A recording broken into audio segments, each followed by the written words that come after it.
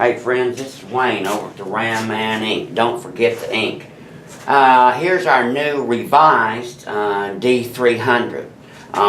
This is like a 28-pound rotor, mid-70s Dodge, 1 ton. So this is no mamby-pamby here. So pretty easy to put on your spindle. Of course, you strip your spindle, nothing but the spindle. Your typical seal, bearing spacer, all important. This keeps your spacing.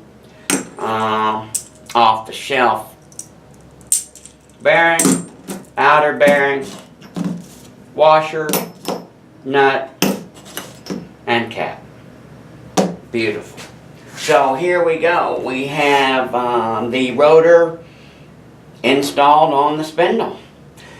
This is a front mount leading, so the caliper's on the front.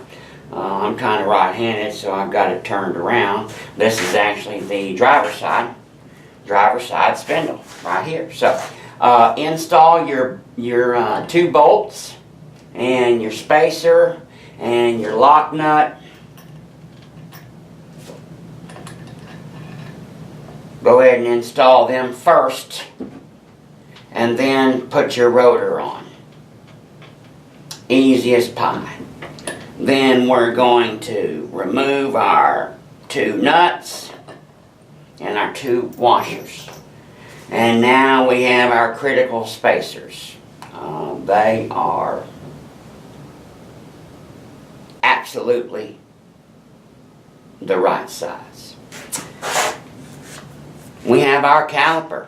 Big old pin style caliper with a great big piston. Here's our pads installed.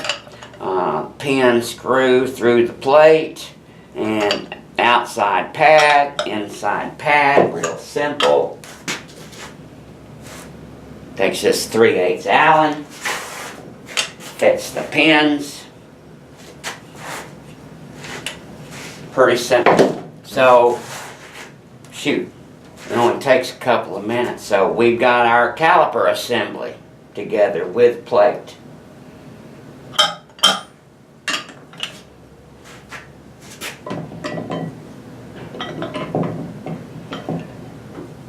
Slide it on.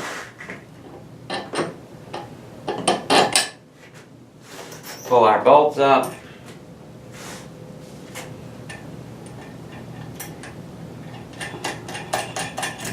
Install our nuts.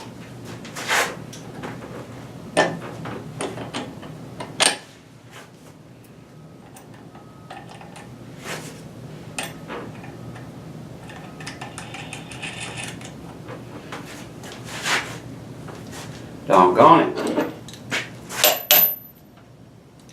You have a minute, a little bit of adjustment. One hole is larger than the other, just by like a drill size. And so we tighten these 2 bad boys down. Big old 1/2 inch grade 10 bolts, 3/8 heavy duty plate. Voila. So my friends, our disc brake kit is installed. Isn't that like the simplest thing that you've ever seen? Absolutely. I'm proud of this one. This one took a lot of work. This is the 2nd revision. There will be no more because, hell, it's impossible to make it simpler. And I'm all about the simple. Just keep it simple.